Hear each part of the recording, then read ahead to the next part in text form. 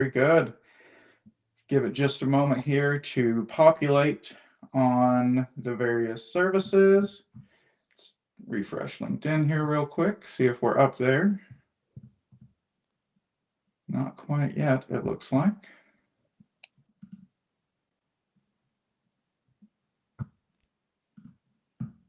So let's join. And there we go. All right, very good. The only bad thing about watching it on there is I get to hear my own voice. So, but we'll give everybody just a couple of minutes here to join, and then we will get started. Awesome. Right. See, I see a couple people joining. Thanks for joining. Good to see everybody. If you see me looking around, it's because I have multiple screens, just trying to keep up with everything. So, let's see. Yeah, you can blame me for that one. Absolutely. Hey, Zach, thanks for tuning in.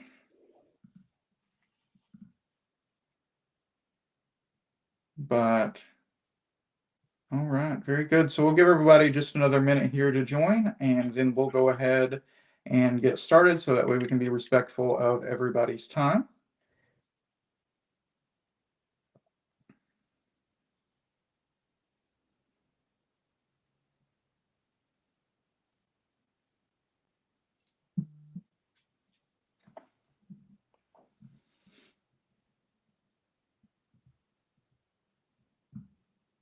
All right. All right. Looks like we're at 11:02, so we're going to go ahead and kick things off. I'm sure more people will be joining as we progress. So as you join, just say hi in the chat box. Would love to hear from everybody who joins today. But essentially, welcome to our Building a Security-Focused Culture LinkedIn Live event.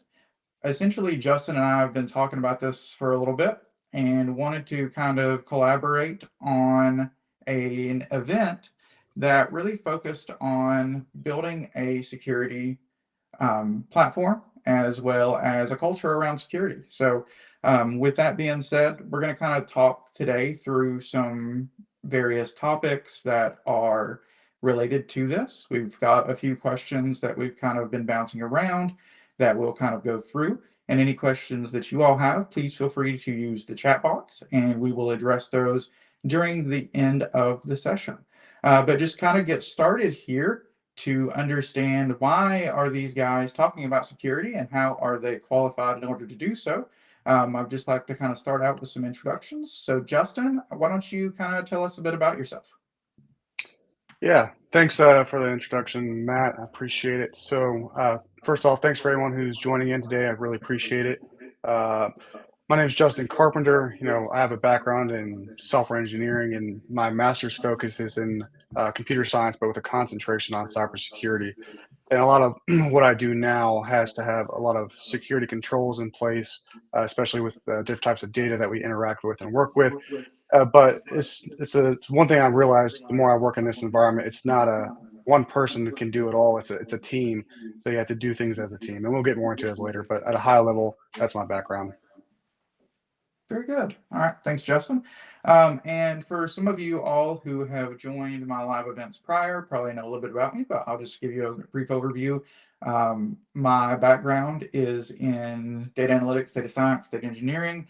I spent a good stint of my career early on in retail, figured out that wasn't for me, and decided to switch over to technology and never looked back. So I currently today support with data engineering and data science efforts, as well as AI. So with that being said, I do have a bachelor's in cybersecurity. That's my professional education. And of course, security is a huge part of what I deal with on a daily basis, being inside of a data environment. So with that being said, we're going to kind of kick off with some questions that we've kind of been bouncing around.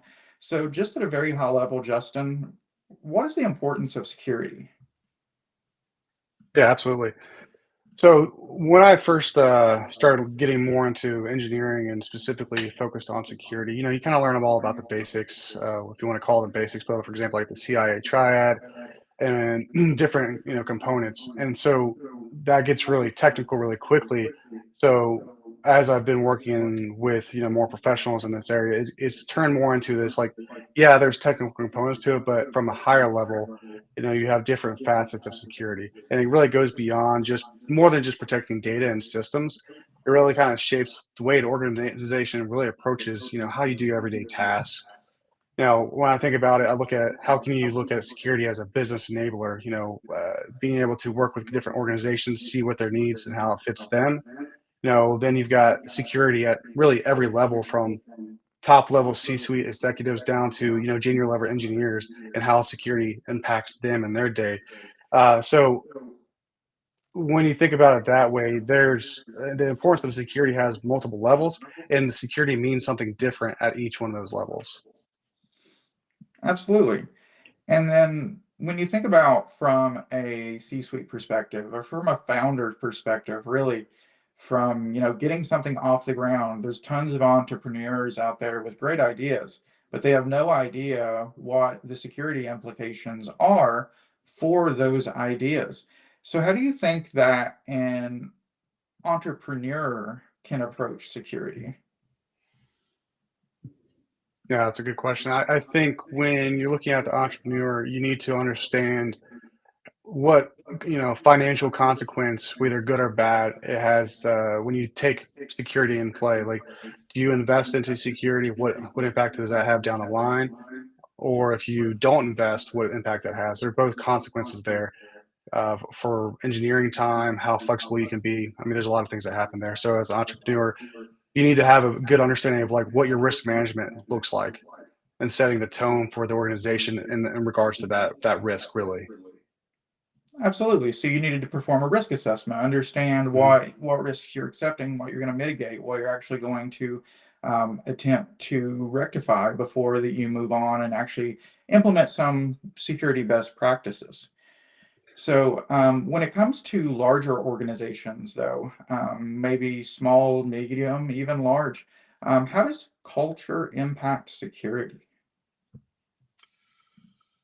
Yeah, I mean, I really think that it's a top down approach. If no matter how big a company is, if your leadership's not involved in part of that security, then it really has an impact on how you do things in the day to day. Regardless if you're working in top secret data down to just PII data, like with just simple information, security needs to be taken seriously all throughout the top. But again, it starts from the top. Absolutely. So when you think about leadership and change management is critical when it comes to security, right? Because you Right. have to have that buy-in at every level of the organization in order to implement effective policies. Very cool. So when you think about a company that's kind of starting out, so let's say a startup or that entrepreneur is working through their first iteration of any sort of um, a business venture. What do you think that they can do in order to implement that culture of security early on? Well, I think one thing that's going to be really helpful across the board is having honestly a humble attitude. Think about being aware of what you don't know. That's a big part of security. Now, yeah, obviously, I know probably more about security than the average person, but I don't know everything, and so it's important to know when it's time to consult with somebody. It's so important to know when it's time to bring someone in to help you build out those the initial foundation. And there's multiple levels of security you kind of got to dig into. But this is where it's important as a founder to know, okay, what kind of business am I creating here? What kind of foundation do I need? Because if you build something that really does need to have a strong foundation within security, depending on if you're working with the government or if you're working with other sensitive types of data within like HIPAA, that's a different type of foundation. So again, I really think it's just an honest conversation with yourself. What do you know? How much can you do? and then where are areas that you don't know, and how can you improve there by bringing either someone in or consulting with others. Absolutely. When you think about locating experts, so there's various disciplines of security, right? We talk Right. about security and we talk about it being this large entity, but there's so many various sub layers. So there's specific experts in penetration testing. There's specific experts over here in other various disciplines. So how do you think it's best for individuals to go about finding those experts to support them on their security venture? Well, this is where having a great network comes into play. You know, one of the people that I've worked with in the past came directly from someone I knew in my network. You know, I was able to reach out and just ask questions about who have they worked with in the past, who would they recommend, and then setting up introductory calls. I think that's important. So we're all on LinkedIn. Utilize the network that you have to find the personnel that you need to work with, and sometimes it is kind of like a random reach out that you find, but that's what I've done, in the past is really just utilize the network that I have. Absolutely. Networking is so critical in every facet of business, from getting something launched to maintaining to just continual growth. So when you think about building in security debt. So, from a coding perspective, we could call it technical debt. From Right. an organizational perspective, we could have upper echelons of security debt, whereas though that we don't maintain those controls, that we have leadership that's not engaged in enforcing those security policies. So, how would you approach making sure that security debt doesn't become a detriment to the organization? Yeah, that's a great question. You know, I'll speak from my experience and, just keep that in mind is, when you look at, what security can do, it's a fine line. You can bolt things down too much to the point that no one can get things done because there's so many controls in place, but you don't want them so open-ended that people can do whatever that they want. So the first thing I would recommend doing, honestly, is setting up a structure in place, from an engineering standpoint of, okay, we need to be flexible and adaptable here. What can we do now to allow that to happen? But also, when the time comes and we need to, flip the switch and implement some of these controls that need to be implemented at some point down the line, because once you get to production, that's really where we're focusing on here.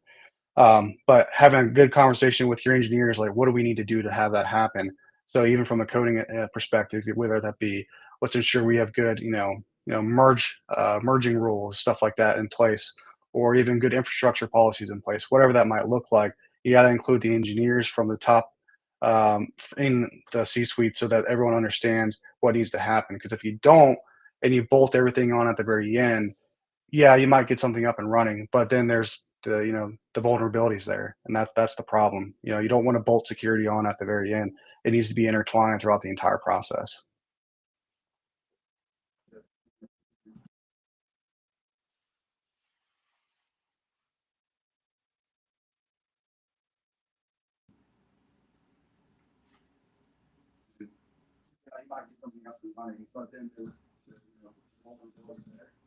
Yeah, absolutely. Sorry about that. Looks like that my streaming was being weird, but thanks for that, Justin. With that being said, though, so we've talked a lot about building up a security foundation, building a culture around security. When we think about small organizations, especially startups, why is this so important for them to be aware of on the forefront? Absolutely. I mean, what's a startup's goal? It's to get the product market fit, and that's a big part of it. And you need to be moving quick. You need to be moving fast.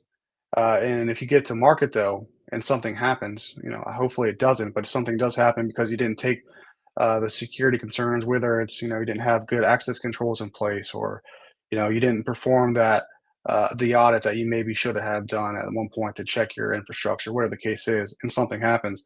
Well, then you're putting not just the people in your company, but the clients that you're working with at risk, and then you're losing trust because if something happens, why would someone want to come back to you after that? I think that's the key right fit there.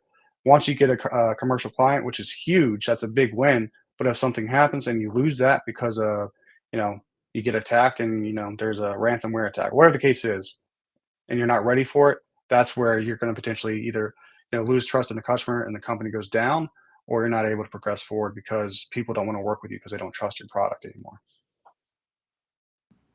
Yeah, so trust is a big deal. Brand reputation, building a brand that is seen as someone who that prioritizes the security of their clients' data and the security of their infrastructure. So when you think about the cost relative of security to the cost of potentially losing your business, how do you think that people should approach that trade-off? Yeah, I mean, the security budget is never a great conversation to have because it requires extensive knowledge and it requires people to be able to come in and spending money on something that may not be a revenue stream. It's kind of all overhead sometimes.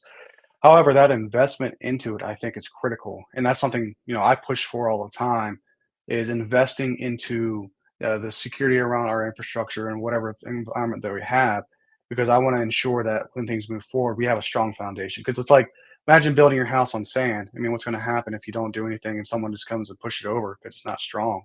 That's the thing that we need to do here is with security. You need to invest into that.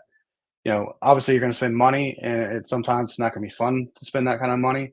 But at the end of the day, if you do and you invest in it and you have a stronger foundation, when things come into push and people start to, do DDoS attacks or whatever the case is, you know, ideally your house won't push over.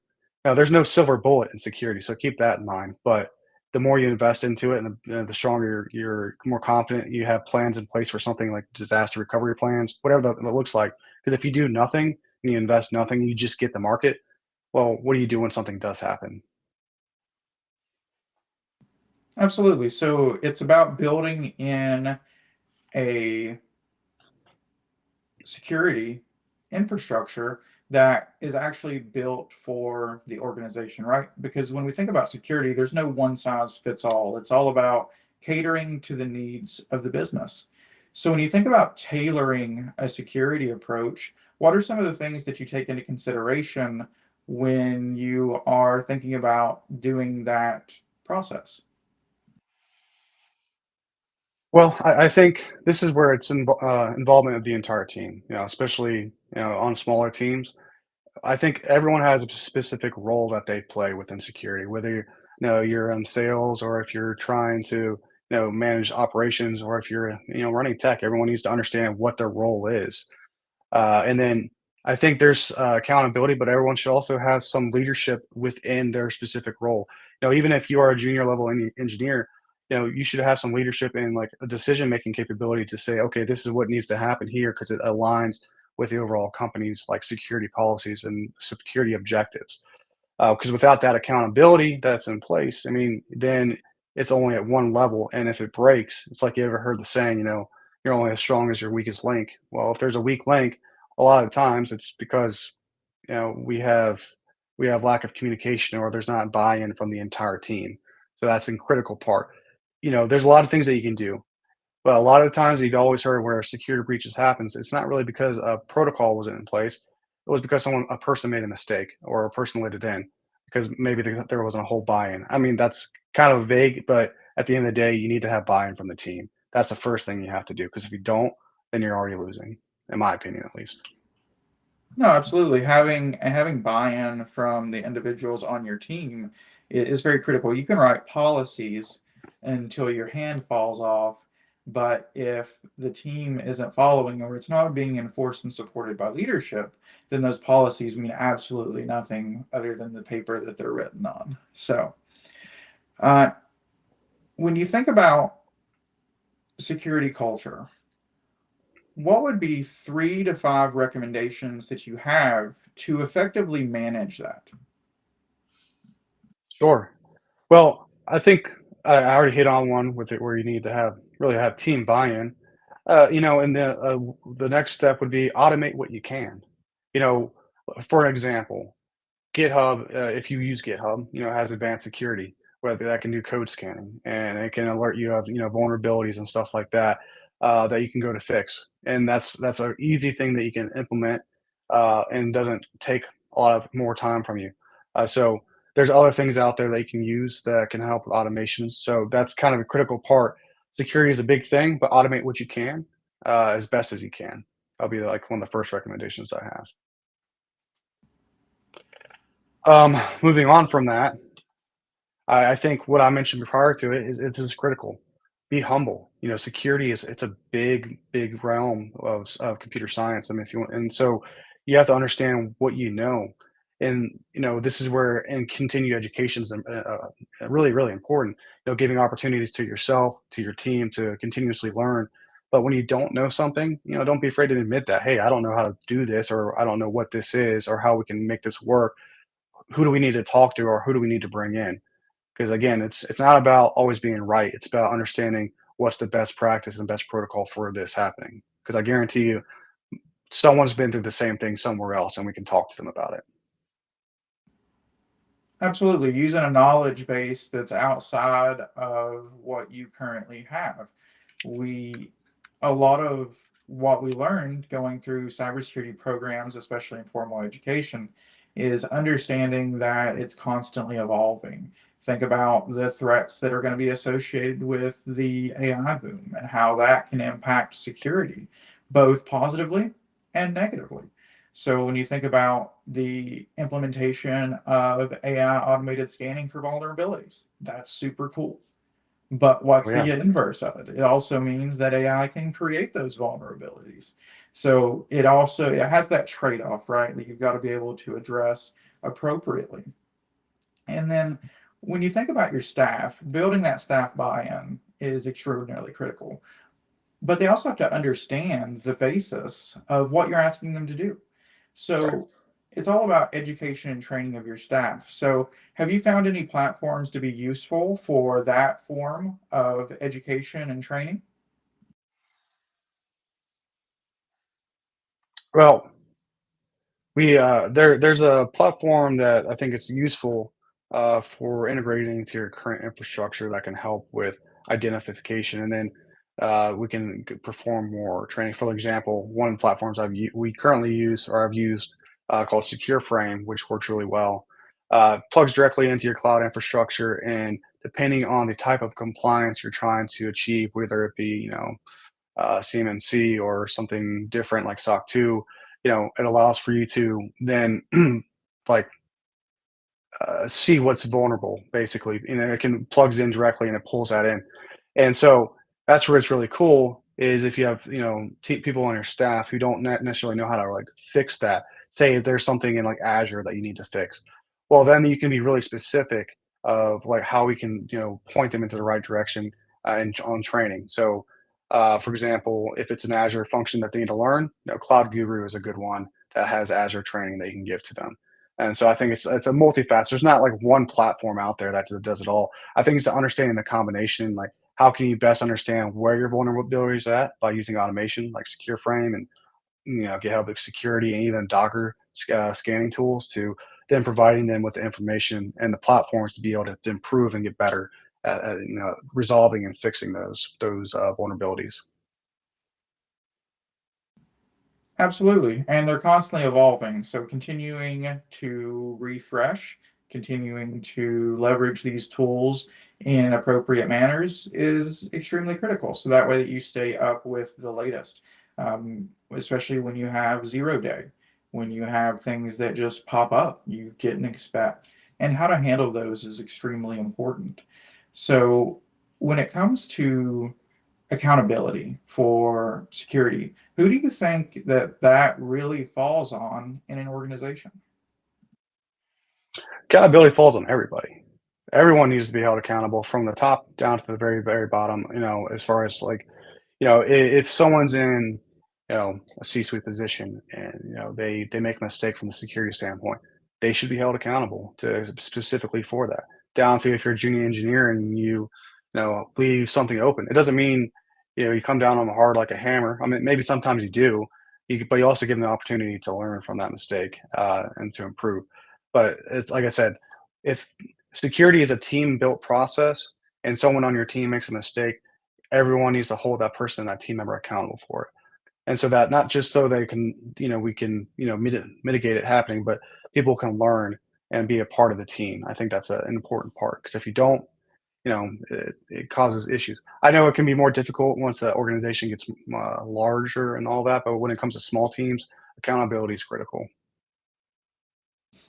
Absolutely, and especially in a startup environment where as though that everyone is handling so many different entities. Not everyone's just an engineer, not everyone's just someone that's building a backlog. Everyone's wearing multiple hats. So they've got to understand the security implications of all of the different roles that they are pursuing.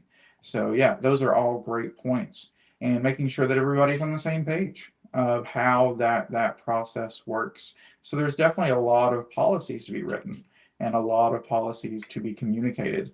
How do you think that in a small organization, especially like a startup, that policy communication can be handled most effectively?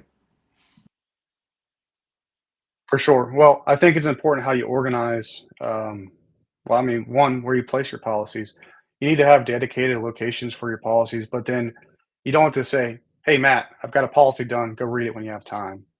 Especially when it's someone who may not be as familiar with the language. 'Cause I'll tell you what, some of those policies are dry and very difficult to read, and you just skim through it. And if I go through and I walk through with a policy with somebody, obviously I want them to read the entire thing. But as they're reading through it and I can walk through it with them, I can speak to it in terms that they may understand better. Unless they're very good with reading policies, may not be at all the case. So I think it's got a couple things. You go through it as a team, go through the policies as a team. That's important, and you have a centralized location where everyone knows where the policies are located at. So if they ever have to reference something, that's critical. And then if your organization does have this capability, one thing you can do is there's options out there where you can have AI in your internal organization where you can ingest your policies so that people can speak to them just like large language model, but focused on just your documentation.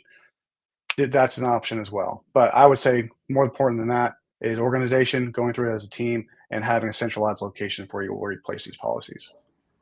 Absolutely. Communication is extraordinarily critical. So that way everybody's on the same page and people can ask questions. If you just send them the email PDF and say, read Right. this, it doesn't create that openness and transparency that you get through actively communicating and question and answers. So, all right. I think another part too is you need to whoever is in charge of running the security, like whenever I start to implement new security protocols or whatever the case is, of course I'm going to communicate to my team, but you need to be available. So when something does happen, or now say for example they can't access their email now because you have a new policy out that means they have to update something. Make sure you're available to take the time to work with that individual to get through it. That's important too. So being available as well when needed. Absolutely. Yeah, and it's about supporting it, right? So about being there for them so that way that they feel comfortable with the changes as well as understand the necessity because the why is so much more important than the what, especially when it comes to engagement or associate buy-in. Them understanding why that these things are in place and how it benefits them, not only the organization, but them, is absolutely one of the biggest things that we teach in project management for change management is how that we get those people to understand the importance and create that buy-in for the change. Yeah, absolutely. Absolutely. Bottom line is, having a security culture just means, continually working together as a team, communicating with your team, and understanding what are your business objectives moving forward, and how security has an impact on those objectives, and how you can ensure that they're continuously being communicated throughout the entire, organization itself. Absolutely. And I think these have all been great points about how to implement security as more of a culture item than just an organizational objective. We really want to focus on the people and we want the process, but we want the people to follow the process because without that, the process doesn't really matter. With that being said, though, would love to open it up to any questions that anyone has. Feel free to put those in the chat box, and Justin and I will review those accordingly and see if anybody has anything before we close out today.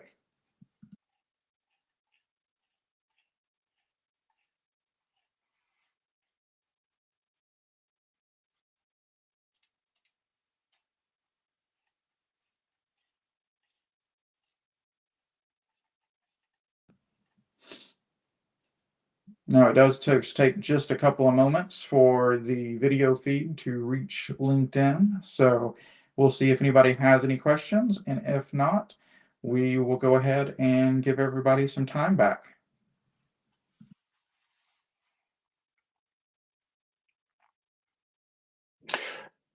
If no one has any questions, I'm always curious, what kind of automations that do you currently have that you use for security or otherwise that you found to be very helpful?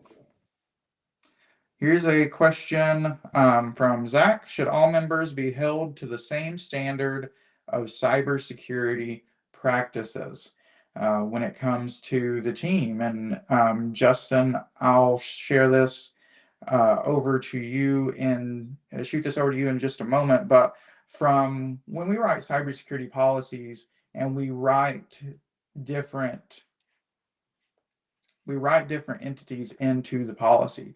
So we understand that there's a different level of understanding. We understand there's a different level of technical skills. But these policies do apply to anyone that interacts with our environments, especially when it comes to infrastructure.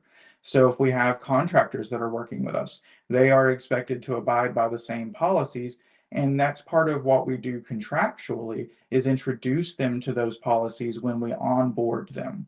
When it comes to employees, assistants, everyone needs to understand the importance and the implications.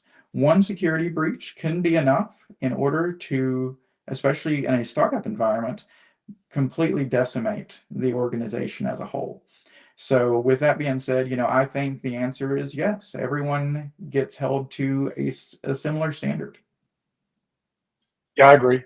It's very sometimes black and white. It's just if you think about it, it's very legal oriented. It's a legal policy that has to be enforced, whether or not you fully understand it, and that's sometimes the problem. But even if you don't understand it, you should still be held accountable to it. However, we should make sure that all team members, whether you're assistants, contractor, or an employee, whatever that case is, understands what those policies are and how they play a role in what work they're doing. All right, here's another one from Zach. What is your biggest fear when it comes to cyber exploitations? Data leaks, fines, IP loss, just some examples there. Personally, my biggest fear when it comes to cyber exploitations is the data. When it comes down to the end of the day, if we have someone's personal information, if we have their biometric data that in some places isn't exactly protected, right?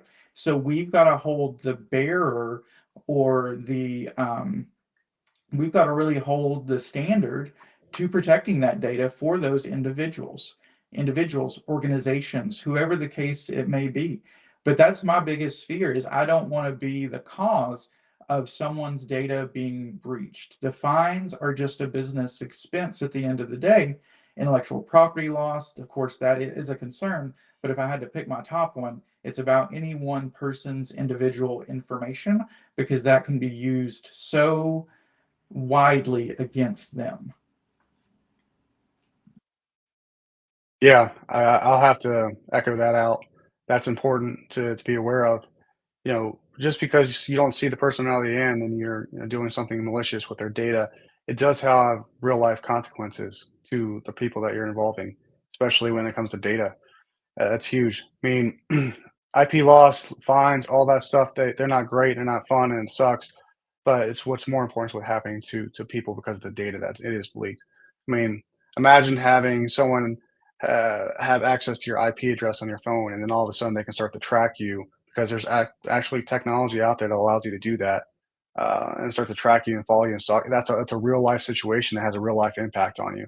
So you got to be aware of that kind of information, especially when you have to think about when you start collecting data.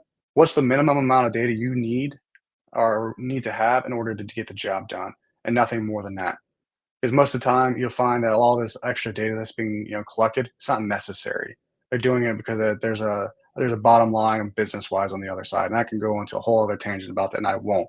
However, I always try to push for what's the minimum amount of data I need to get the job done, and nothing more. Yeah, when we talk about data, data is now a currency, right? So data has evolved from something that just lives in a database to something that is a marketable item, has a market value. And we've even seen businesses and organizations getting valuated against how much data that they actually have. So it's a real thing. I won't go on my biometric data tangent, but that's a real thing to be able to revamp the hash and recreate your fingerprint. So that's an absolute security concern above all else. So really appreciate those questions. But it's been great chatting today. I think that we've covered a lot of good ground when it comes to how do we build a security focused culture and how that we can be more effective when it comes to security as a whole. So with that, Justin, any closing thoughts? I just want to say thanks to everyone who joined today. I appreciate you hopping on and listening to our conversation, and always feel free to reach out if you have any questions. As I mentioned earlier, I think the networking part is it's critical, and having more people involved is and being able to talk with is it's important. Absolutely. And same goes for me. If there's ever anything we can do to support, please feel free to reach out. If not, hope you have a great morning, afternoon, evening, wherever it is where you are.